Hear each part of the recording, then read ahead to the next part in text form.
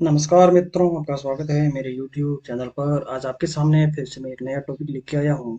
और ये टॉपिक है एनसीईआरटी ज्योग्राफी क्लास 6 का चैप्टर 5वां है, जिसमें पृथ्वी के प्रमुख परिमंडल का हम विस्तारपूर्वक आज अध्ययन करेंगे। परिमंडल कौन कौन से है, ये कितने उपयोगी है हमारे लिए, जीवन हमारे जीवन में कहाँ तक ये यूजफुल है, इनके बारे में तमाम जानकारी आज हम परिमंडल के बारे में अध्ययन करेंगे इस अध्याय के अंदर। तो चलिए शुरू करते हैं।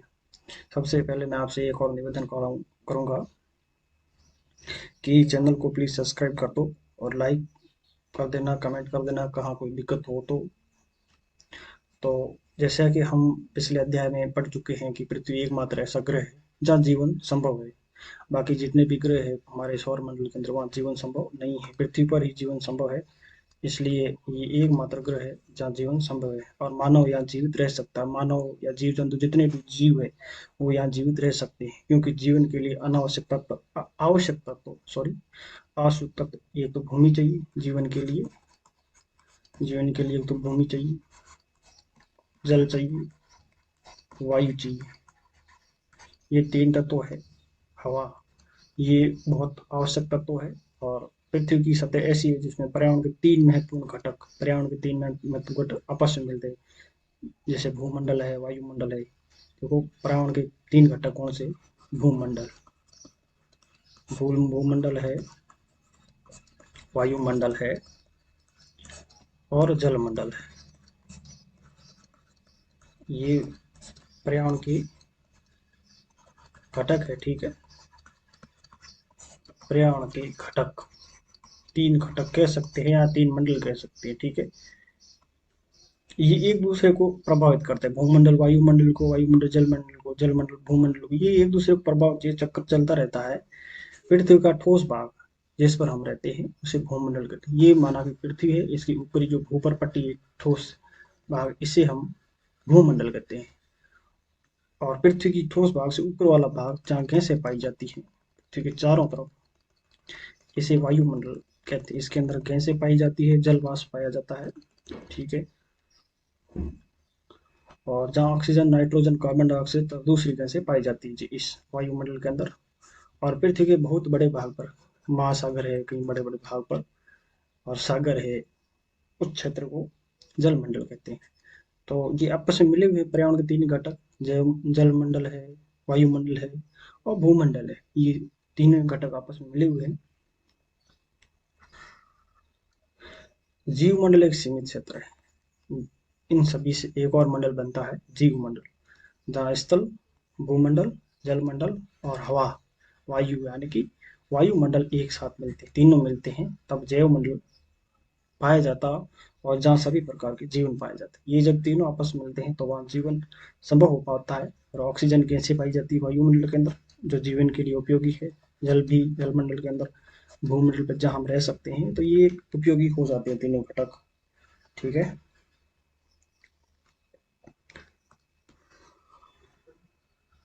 अब हम भूमंडल के बारे में अध्ययन करेंगे। भूमंडल आखिर है क्या, इसके बारे में जैसे जैसे हम अध्ययन करें तो भूमंडल ये पृथ्वी है, ठीक है। इसके ऊपर एक और भूपर्पट्टी है, ठीक है। ये डायग्राम सही नहीं बन रहा है, गोल नहीं बन रहा है, फिर भी मैं प्रयास कर रहा हूँ कि ये बने जहाँ तक संभव हो। तो ये भूमंडल है। भूमंडल ये वाला भाग है जो पृथ्वी की ऊपरी पट्टी है, जिसे भूपर पट्टी कहते हैं, जो चट्टानों, ठीक है, तथा मिट्टी से बनी है। अब ये क्वेश्चन आएगा कि भूपर पट्टी है जो भूमंडल का एक जो महत्वपूर्ण भाग है, वो किससे बना है? चट्टानों से और मिट्टी से बना है, ठीक है। अब चलिए शुरू करते हैं। भूमंडल, पृथ्वी के ठोस भाग को भूमंडल कहते हैं, समझ गए, मैंने आपको समझा दिया है। ये भूप्रपट्टी की चट्टानों तथा मिट्टी की पतली परतों से बना है। ये पतली परतें हैं, ज्यादा मोटी नहीं है, जिसमें जीवों के पोषक तत्व पाए जाते हैं। यहाँ इस भूप्रपट्टी पर जीवन के पोषक तत्व पाए जाते हैं, ठीक है। और इस पोषक तत्वों से ही जीवन संभव हो पाता है।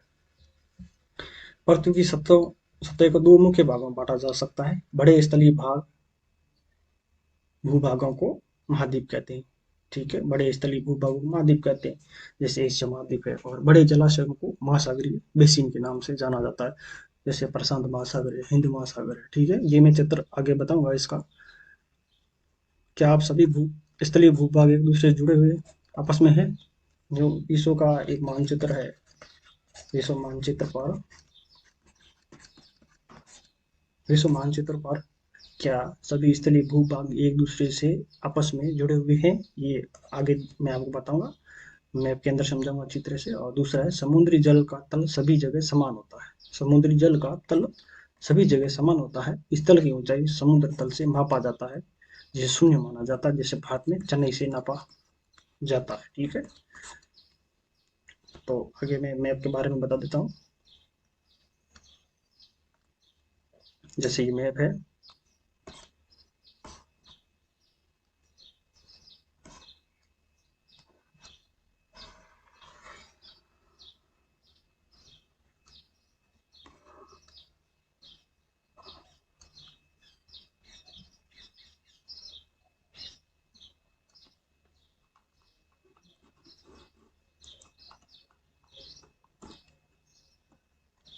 तो जैसे ये मैप है, तो पहला क्वेश्चन था, क्या सभी स्थलीय भाग आपस में मिले हुए?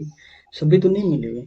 जैसे मैं बताऊं, एशिया महाद्वीप और यूरोप महाद्वीप आपस में मिले हुए, एशिया और अफ्रीका मिले हुए, ये तीनों महाद्वीप आपस में मिले हुए हैं।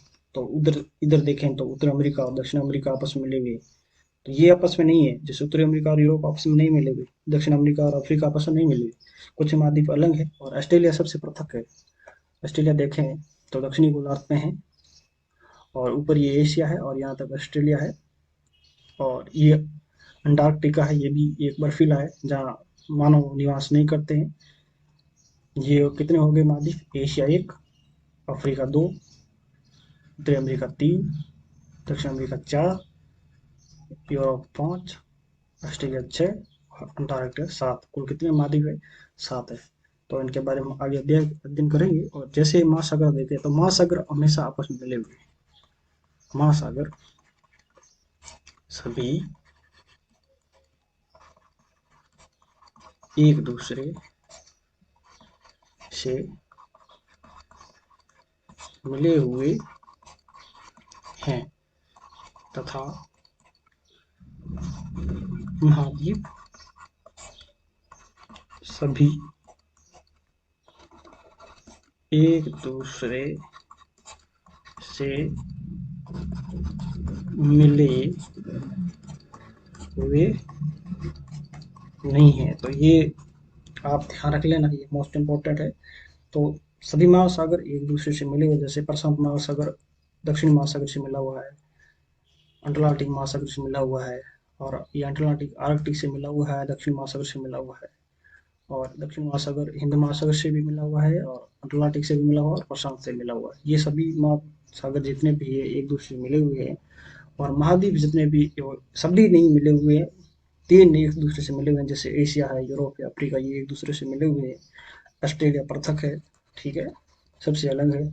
और उत्तरी अमेरिका और दक्षिण अमेरिका आपस में मिले हुए हैं, और अंटार्कटिका भी पृथक है, सबसे अलग है। तो ये क्वेश्चन आए तो सीधी सीधी समझ लेना आप अच्छी तरह से। और अब आगे बात करते हैं।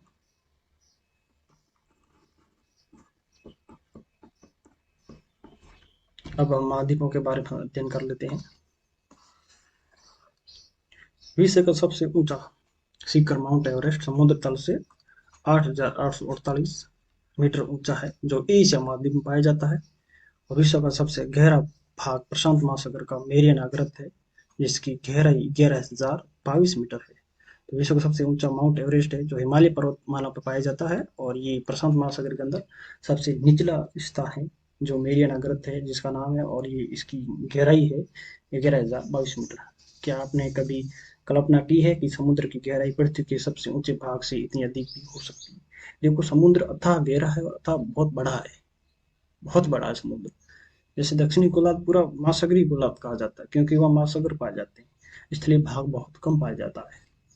समुद्र की गहराई हम औसत में नापें तो 32 मीटर के आसपास औसत इसकी गहराई। तो ये समुद्र हमेशा महासागर जितने भी वो गहरे हैं, और अब आगे महाद्वीप है। विश्व पृथ्वी पर 7 प्रमुख महाद्वीप है, जैसे मैं बता चुका हूँ और एक बार और फिर बता देता हूँ।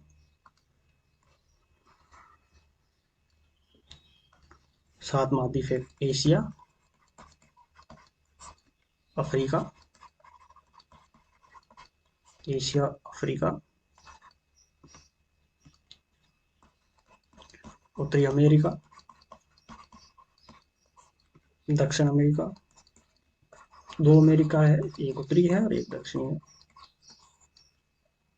और फिर अंटार्कटिका, और फिर यूरोप, और फिर ऑस्ट्रेलिया। तो ये 7 महाद्वीप हो गए, क्रमवार हो गए। ठीक है। ध्यान दीजिए, स्थल का बहुत भाग ध्यान दीजिए कि स्थल का बहुत बड़ा भाग उत्तरी गोलार्ध में पाया जाता है। इसलिए मैंने कहा उस उत्तरी गोलार्ध हमेशा महाद्वीपीय गोलार्ध है और दक्षिणी गोलार्ध महासागरीय गोलार्ध है, क्योंकि वहाँ स्थलीय भाग बहुत ही कम पाया जाता है। जैसे पृथ्वी है तो इसके 2 गोलार्ध हो गए, ये 0 डिग्री अक्षांश हो गई। तो इसका उत्तरी भाग जैसे यहाँ एशिया पाया जाता है, यूरोप है, अफ्रीका है और उत्तरी अमेरिका है, तो ये पाए जाते हैं। फिर या दक्षिण अमेरिका इसके ऊपर पाया जाता है। ऑस्ट्रेलिया एक है और अंटार्कटिका 2। इसलिए दक्षिणी गोलार्ध में महाद्वीप या स्थलीय भाग कम पाए जाते हैं, इसलिए उसको महासागरीय गोलार्ध कहते हैं और उत्तरी गोलार्ध को महाद्वीपीय गोलार्ध कहते हैं। तो समझ गए होंगे आप। अब हम बात करते हैं आगे एशिया के बाद। विश्व का सबसे बड़ा महाद्वीप, ये जितने भी महाद्वीप से आते हैं सबसे बड़ा है। ये पृथ्वी के कुल क्षेत्रफल का 1/3 भाग फैला हुआ है। ठीक है। ये महाद्वीप पूर्वी गोलार्ध में स्थित है, जैसे मैं आपको बताऊं।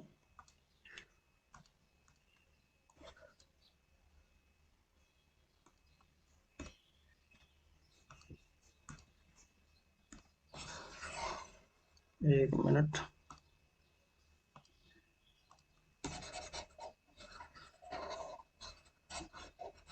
जैसे ये पृथ्वी है, ये इसका उत्तरी गोलार्ध, दक्षिणी गोलार्ध, और ये ग्रीनविच रेखा होगी। ठीक है। जिसे हम 0 डिग्री कहते हैं, और ये 0 डिग्री अक्षांश है, ये 0 डिग्री देशांतर है। इसको मैं यहाँ देशांतर लिखता हूँ और यहाँ मैं अक्षांश लिख देता हूँ। ठीक है। तो एशिया यहाँ पाया जाता है। तो पृथ्वी के कुल क्षेत्रफल के भाग। ठीक है। ये महाद्वीप पूरी गोलार्ध में, ये इधर वाला पूरी गोलार्ध हो गया, ये पश्चिमी गोलार्ध हो गया। ठीक है। कर्क रेखा इस महाद्वीप से होकर गुजरती है। कर्क रेखा जो भारत से होकर गुजरती है और भारत है एशिया महाद्वीप में। ठीक है। एशिया के पश्चिम में यूराल है, जो यूरोप और एशिया को अलग करने वाला पर्वत है, जो यूरोप से अलग करता है। और यूरोप एवं एशिया के संयुक्त भूभाग को यूरेशिया कहते हैं।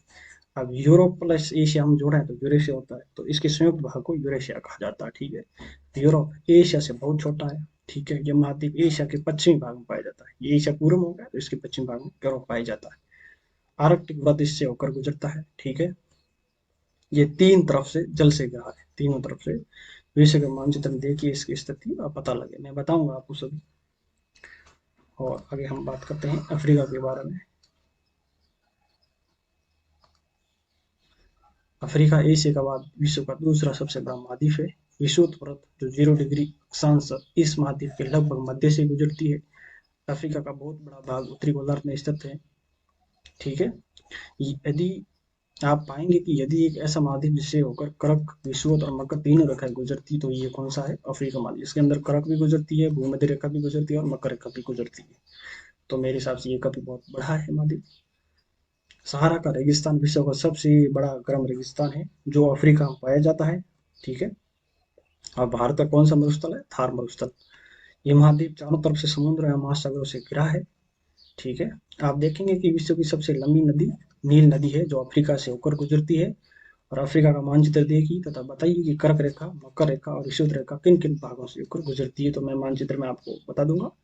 और उत्तरी अमेरिका के बारे में, विश्व का तीसरा सबसे बड़ा महाद्वीप है। ये दक्षिण अमेरिका से एक संकरे स्थल, जिसे हम पनामा जल संधि कहते हैं। तो उत्तरी अमेरिका और दक्षिण अमेरिका को अलग करने वाली जल संधि कौन सी है? पनामा जल संधि। और ये जल संधि द्वारा अलग होती है। ठीक है। तो ये आराम से आप जल संधि से उत्तरी अमेरिका और दक्षिण अमेरिका अलग होते हैं। ठीक है।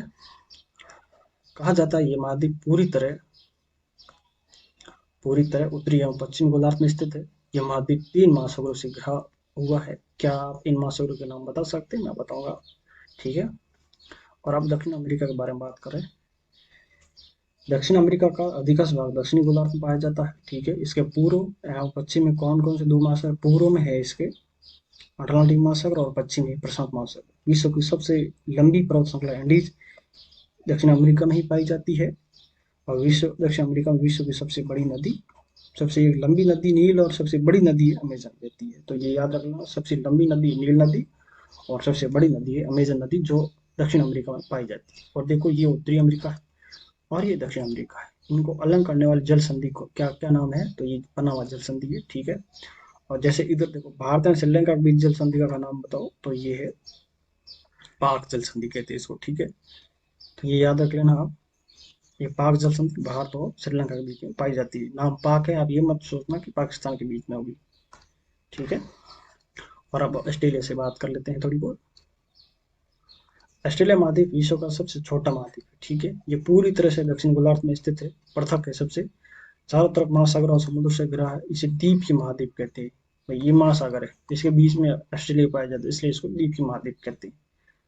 अंटार्कटिका ये बहुत बड़ा महाद्वीप है जो दक्षिणी गोलार्ध में स्थित है। दक्षिण ध्रुव इस महाद्वीप के मध्य में स्थित है। चूंकि ये दक्षिण ध्रुव क्षेत्र में स्थित है, इसलिए हमेशा मोटी बर्फ की परतों से ढका रहता है। यहाँ किसी प्रकार के स्थायी मानव निवास नहीं करते। बहुत से देशों के शोध केंद्र यहाँ स्थित है, जैसे भारत के भी वहाँ शोध संस्थान है, इनके नाम है मैत्री, दक्षिण गंगोत्री। तो यहाँ मानव नहीं पाए जाते। तो क्वेश्चन आएगा, कौन से महाद्वीप पर मानव निवास नहीं करते? तो क्या नाम होगा? अंटार्कटिका। ठीक है। तो ये महाद्वीप हो गए। और मैं आपको महाद्वीप की स्थिति बता देता हूँ मैप में। देखो, एशिया से पश्चिम भाग में है यूरोप, और इसको अलग करने वाली जो है यूराल पर्वत है। ठीक है। और यूरोप से दक्षिणी भाग में है अफ्रीका। ठीक है। और उत्तरी अमेरिका से दक्षिण भाग में है, उत्तरी अमेरिका से दक्षिण भाग में है दक्षिण अमेरिका। तो इसका नाम ही दक्षिण, तो दक्षिण अमेरिका होगा। और ये उत्तर अमेरिका में है, उत्तरी भाग में है, इसलिए उत्तरी अमेरिका कहते हैं। ऑस्ट्रेलिया सबसे पत्रक पृथक है। तो ये 0 डिग्री है भूमध्य रेखा, इसे दक्षिण में पाया जाता है। और ये आर्कटिक, ये ध्रुवों पर पाया जाता है, यहाँ मानव निवास नहीं करती। ठीक है। अब महासागर देख लो। ये उत्तरी अमेरिका अमेरिका से पश्चिमी भाग में प्रशांत महासागर, पूर्वी भाग में अटलांटिक। ठीक है। और उत्तरी में आर्कटिक महासागर। और दक्षिण अमेरिका के पश्चिमी भाग में प्रशांत महासागर और पूर्वी भाग में अटलांटिक महासागर। और एशिया के दक्षिणी भाग में हिंद महासागर है और पूर्वी भाग में प्रशांत महासागर है। ठीक है। और अफ्रीका के पूर्वी भाग में हिंद महासागर, पश्चिमी भाग में अटलांटिक महासागर और दक्षिण में दक्षिणी महासागर। ये आप याद रख लेना। और ये तीनों तरफ से यूरोप जल से घिरा हुआ, उत्तर में आर्कटिक महासागर सागर से, और पश्चिम में अटलांटिक महासागर से, और दक्षिण में भूमध्य सागर से। ठीक है।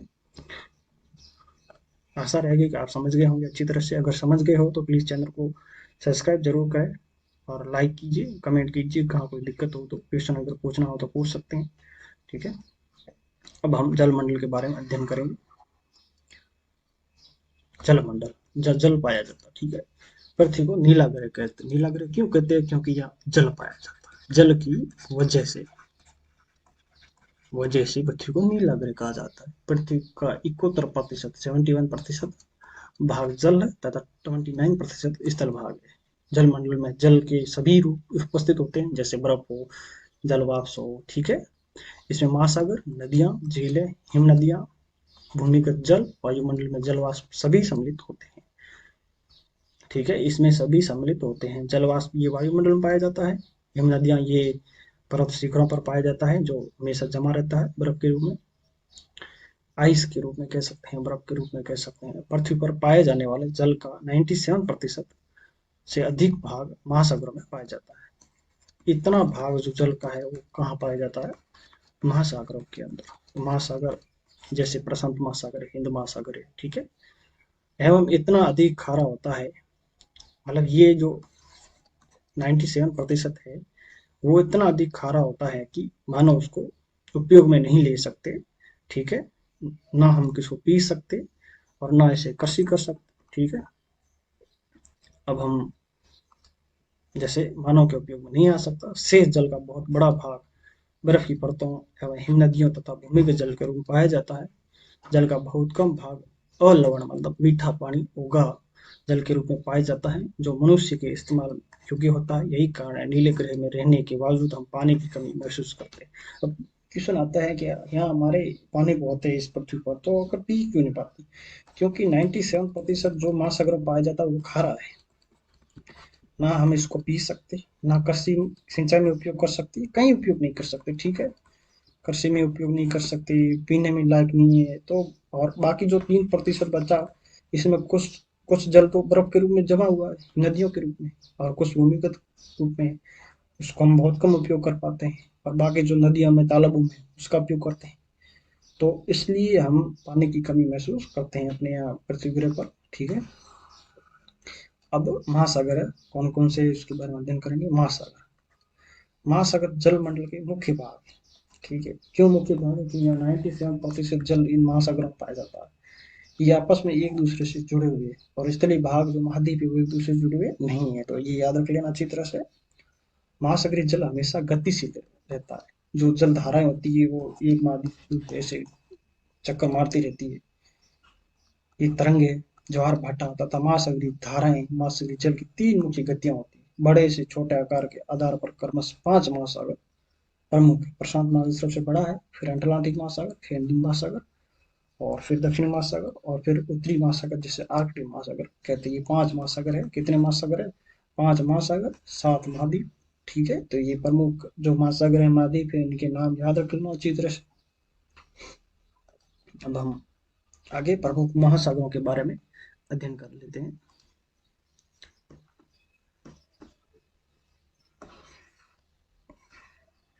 प्रशांत महासागर है। प्रशांत महासागर विश्व का सबसे बड़ा महासागर, ये विश्व का सबसे बड़ा महासागर है प्रशांत महासागर। ये पृथ्वी के 1/3 भाग में फैला है। पृथ्वी का सबसे गहरा भाग मेरियाना ग्रंथ जो ग्रंथ है प्रशांत महासागर में ही पाया जाता है, स्थित है। और प्रशांत महासागर लगभग वृत्ताकार है, ठीक है, इस टाइप का है। एशिया, ये इधर एशिया है, फिर ऑस्ट्रेलिया है, उत्तरी अमेरिका, दक्षिण अमेरिका, इसके चारों ओर इन महाद्वीप पाए जाते हैं प्रशांत महासागर के, ठीक है। अटलांटिक महासागर 2 नंबर का विश्व का दूसरा सबसे बड़ा महासागर है। ये अंग्रेजी भाषा एस आकार का है। मैं बताऊंगा ये एस आकार कैसे है मैप के अंदर। इसके पश्चिमी किनारे पर उत्तरी व दक्षिण अमेरिका तथा पूर्वी किनारे पर यूरोप और अफ्रीका पाए जाते हैं, ठीक है। अटलांटिक महासागर तट रेखा बहुत अधिक तंदुरित है। ये अनियमित तंदुरित तट रेखा प्राकृतिक पोताश्रय जो बंदरगाह होते हैं पतनों के लिए आदर्श स्थिति है। व्यापार की दृष्टि ये सबसे व्यस्त महासागर है। व्यापार इस महासागर से अत्यधिक होता है। मैं मैप के द्वारा समझाऊंगा आपको। फिर 3 नंबर है हिंद महासागर। ऐसा महासागर जिसका नाम किसी देश के नाम पर पड़ा, यानी ये भारत के नाम पर रखा गया है। हिंद महासागर, जिसे अपन भारत, अपने भारत देश को हिंदुस्तान हिंदुस्तान भी कहते हैं, ठीक है। इसलिए इसका नाम हिंद महासागर रखा है। ये पहला महासागर है जिसका नाम किसी देश के नाम पर रखा गया है। ये महासागर लगभग त्रिभुजाकार है। इसकी एम आकृति भी कह सकते हैं, ठीक है। इसके उत्तर में एशिया, इसे हिंद महासागर के उत्तर में एशिया, पश्चिमी अफ्रीका पाया जाता है तथा पूर्व में ऑस्ट्रेलिया महाद्वीप स्थित है, ठीक है। अब हम दक्षिणी महासागर के बारे में बात कर लेते हैं। दक्षिणी महासागर अंटार्कटिका महाद्वीप के चारों ओर घेरा रहता है। यह अंटार्कटिक महाद्वीप के उत्तर की और लगभग 60 डिग्री दक्षिणी अक्षांश तक फैला हुआ है, ठीक है। और अब पांचवा है आर्कटिक महासागर, जिसे उत्तरी ध्रुव वृत्त में स्थित है। ये उत्तरी सागर कहते हैं। ये उत्तर ध्रुव के चारों ओर फैला हुआ है। ये प्रशांत महासागर के सिसले जल वाले एक संकरे भाग से जुड़ा हुआ है, जिसे बेरिंग जल संधि के नाम से जाना जाता है। ये उत्तर अमेरिका के उत्तरी तटों यूरोसिया में घिरा हुआ है, ठीक है। अब मैं महाद्वीपों के बारे में समझा देता हूँ।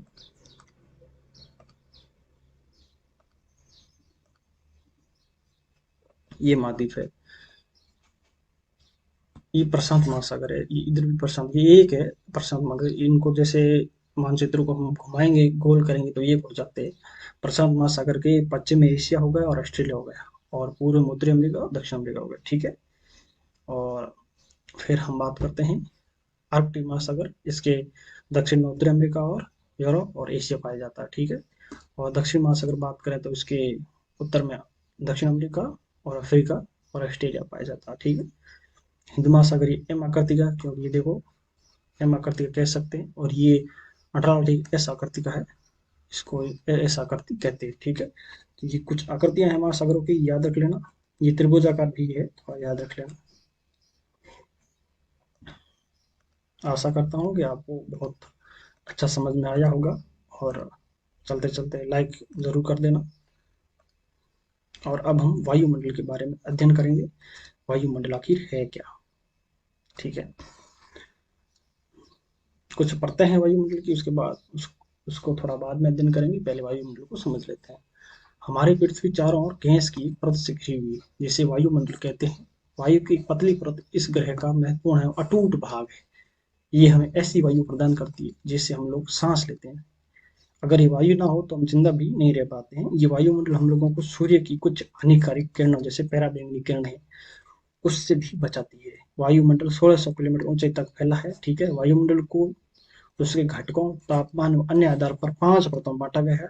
इन परतों को पृथ्वी की सतह से शुरू करते हुए सौर मंडल, समताप मंडल, मध्य मंडल, अयन मंडल, बहिर्मंडल कहा जाता है। ठीक है, मैं परतें बता देता हूँ,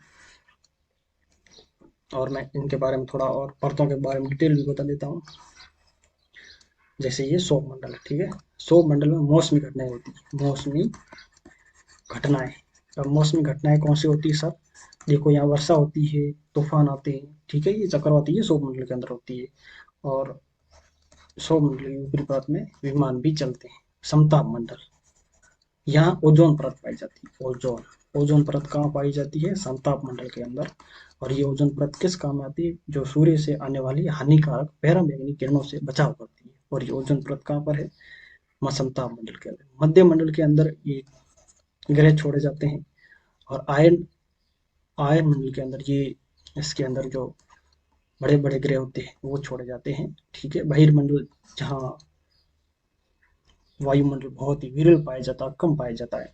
तो आपको दो प्रमुख याद रख लेना, एक तो मौसमी घटनाएं कहाँ होती है? सौरमंडल के अंदर। और ओजोन परत कहाँ है?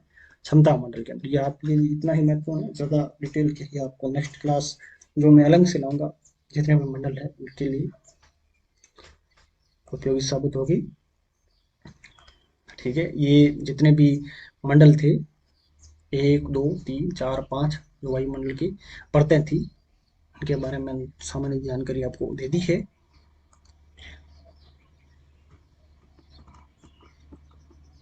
अब हम वायुमंडल का अध्ययन कर लेते हैं थोड़ा और।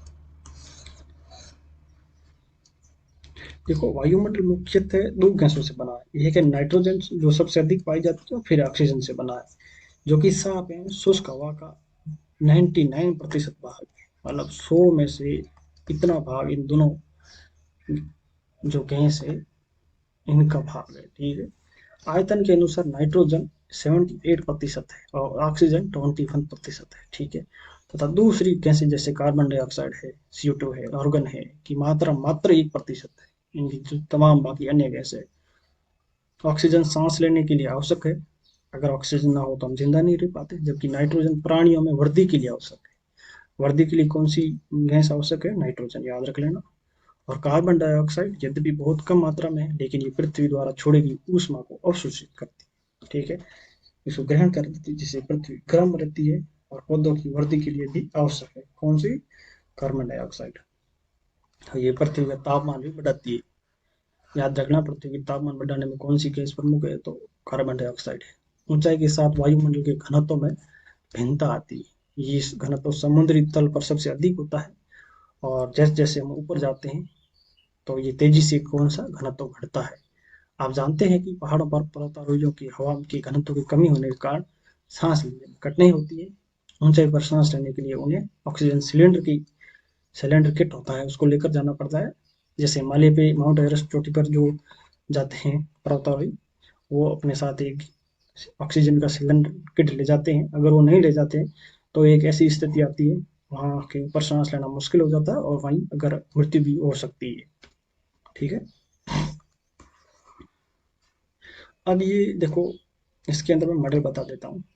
ये नदियों द्वारा जल आया, जल मंडल हो गया। ठीक है, ये तालाबी जल मंडल के अंदर है। ठीक है, और ये स्थल मंडल के अंदर पहाड़ है, मैदान है, पेड़ पौधे हैं। ठीक है, पठार है, ये स्थल मंडल के अंदर आते हैं। वायुमंडल के अंदर हवा है, गैसें है, ये वायुमंडल के अंदर पाई जाती है। ठीक है, तो ये तीनों मंडल आपस में मिले हुए हैं और जैव मंडल संभव हो पाया, जैसे पक्षी उड़ रहे हैं वायुमंडल के अंदर, मछलियां तैर रही है जलमंडल के अंदर, हाथी है, पशु पक्षी है, गाय है, मानव है, ये स्थल मंडल पर रहते हैं या प्रवास करते हैं। तो ये तीनों मंडल, वायुमंडल, जलमंडल और स्थल मंडल जब आपस में मिलते हैं तो जैव मंडल का निर्माण होता है। ठीक है।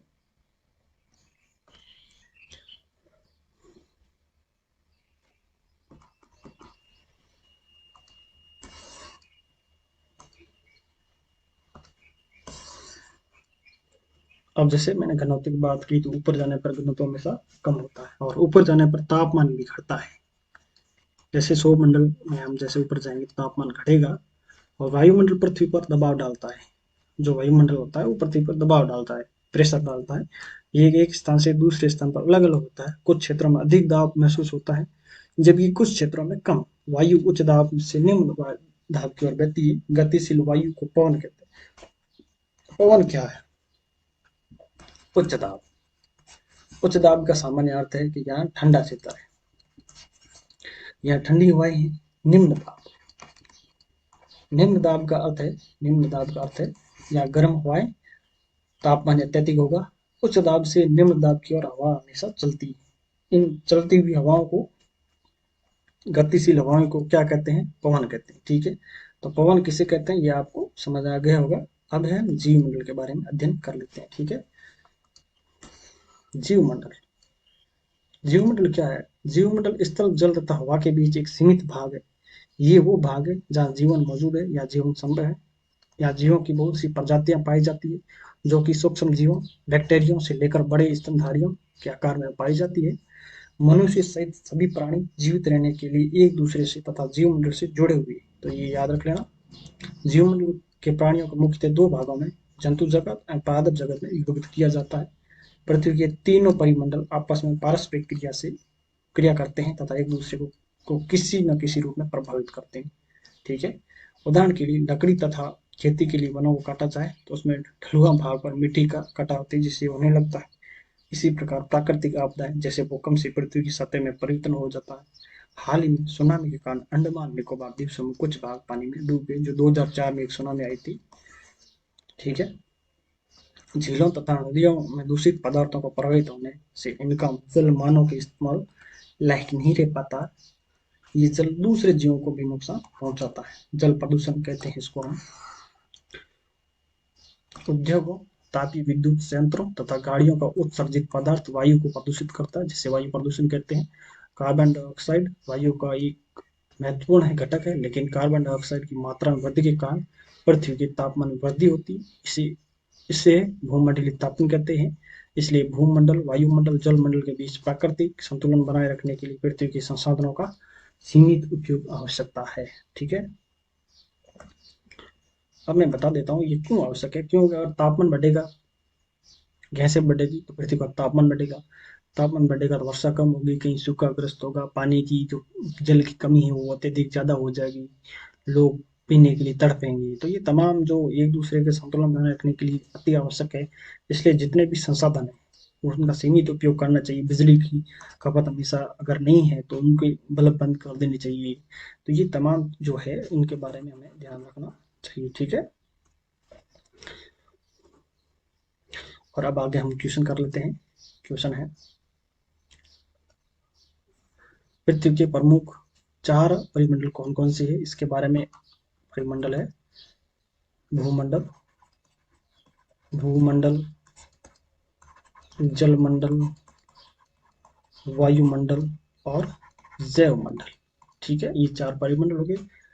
प्रमुख महाद्वीप 7 महाद्वीप है, नाम मैंने बता दिया, आप वहां से ऐड कर लेना। 2 महाद्वीपों का नाम लिखिए जो पूरी तरह दक्षिण गोलार्ध में, एक ऑस्ट्रेलिया है, ठीक है, और एक अंटार्कटिका। ठीक, ठीक है, याद रख लेना। वायुमंडल की विभिन्न परतों के नाम लिखिए। 5 परतें हैं, सौर मंडल है, सप्ताह मंडल है, मध्य मंडल है, बहिर्मंडल है। ठीक है। पृथ्वी को नीला ग्रह क्यों कहते हैं? जल की अधिकता के कारण। ठीक है। उत्तरी गोलार्ध को स्थलीय गोलार्ध क्यों कहा जाता है? क्योंकि उत्तरी गोलार्ध में अधिकतर महाद्वीपों की संख्या पाई जाती है, यहाँ स्थलीय भाग पाया जाता है, इसलिए उत्तरी गोलार्ध को स्थलीय गोलार्ध कहते हैं और दक्षिणी गोलार्ध को महासागरीय गोलार्ध कहते हैं। जीवित प्राणियों के लिए जीव मंडल क्यों महत्वपूर्ण है? क्योंकि अगर जीवित प्राणी के लिए जीवमंडल नहीं है तो जीवन संभव नहीं हो पाता। जहाँ जीवमंडल है, वायु, जल, स्थल मंडल आपस में पारस्परिक क्रिया करते हैं और ये महत्वपूर्ण हो जाता है। अगर प्राणियों को जीवन चाहिए तो उनको जीवमंडल आवश्यक है। ठीक है, अब कुछ चिन्ह लगा लेते हैं।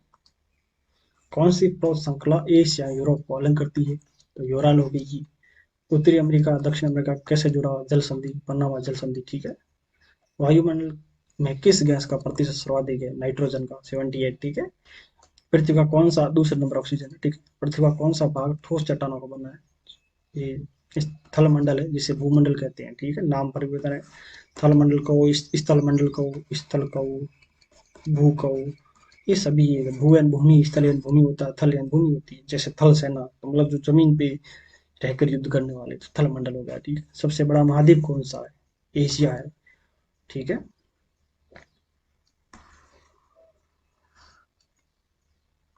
पृथ्वी का सबसे गहरा भाग मैरियाना गर्त है, जो प्रशांत महासागर के अंदर पाया जाता है।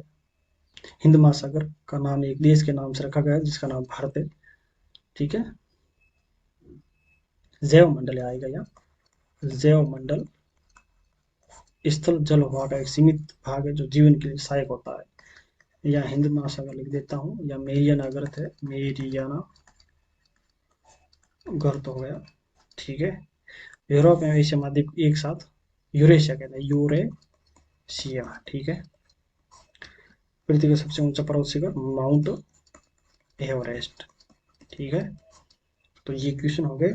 आशा है कि आपको ये वीडियो पसंद आया होगा, और मैं आपसे जाते जाते एक और निवेदन करूंगा कि प्लीज़ चैनल को सब्सक्राइब कर दो, जिससे कि मुझे भी मोटिवेशन मिलता रहे और मैं नया नया वीडियो आपके सामने रेगुलर, जो एनसीईआरटी ज्योग्राफी है, क्लास 6 है, क्लास 7 है, 8 है, इनका वीडियो मैं लाता रहूँ। ठीक है, धन्यवाद। आशा है कि आपको वीडियो पसंद आया होगा। राम राम साहब, धन्यवाद।